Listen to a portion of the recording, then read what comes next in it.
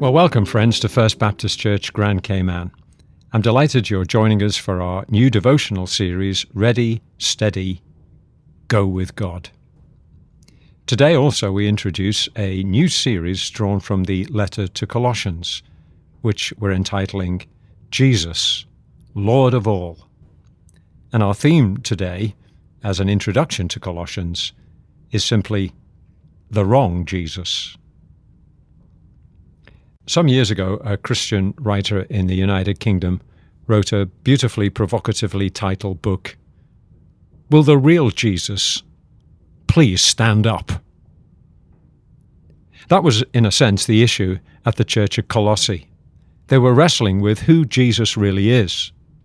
You see, in their culture there was a plethora of other gods and spiritual beings to worship. Their city was rife with what we call syncretism, that is, the belief that you can worship what you like, a bit of this, a bit of that, a bit of the other, a bit of Jesus, and then you can supplement your faith by turning to other powers and authorities. If you got sick or you wanted your business to flourish, well, of course, Jesus was okay, but it was a good idea to pay respects to these other powers and potentates, not just merely to Jesus alone. In Colossae, you see, Jesus was eminent. He had status. The fundamental question was, is he preeminent? He was important, just not all-important. He was adequate, but not really totally sufficient for every need. He certainly was better, but he wasn't the best. Writing from a prison cell in Rome, Paul warns these new believers of the danger of turning to another Jesus who's less than the Jesus of the Bible, the Son of the living God. If they fail to heed his warning, their faith and everything associated with it would eventually unravel. Their trade-in of the real Jesus would give them what we might call a, quote, domesticated Jesus, a Jesus who may be Lord of a few things, but certainly not Lord of all.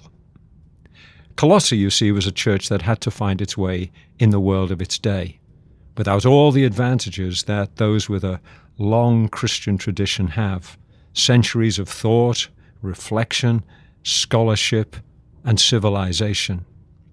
But by the grace of God, Colossae was part of a first-century missionary church that outlived, outthought, outdied, and outlasted its contemporary world and passed on the baton of faith. That's why Colossians is so important for the church today. We still live in a world full of pluralistic ideologies, philosophies, and religions, all competing for our attention and devotion. Every day, in many practical ways, we face the challenge of whether Jesus is preeminent or not only in his world, but in our personal lives. Putting Jesus in his rightful place is still something we wrestle with.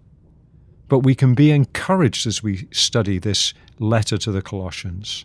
For if we listen to it, it will provide challenge, inspiration, and a renewed focus to keep living for Jesus in our generation.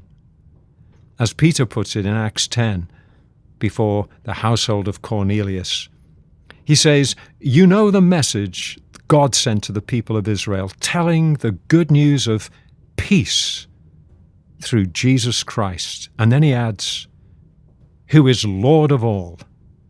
May he be Lord in our lives today. Let us bow the knees of our hearts to him and go forth in his power and strength. God bless you. Amen.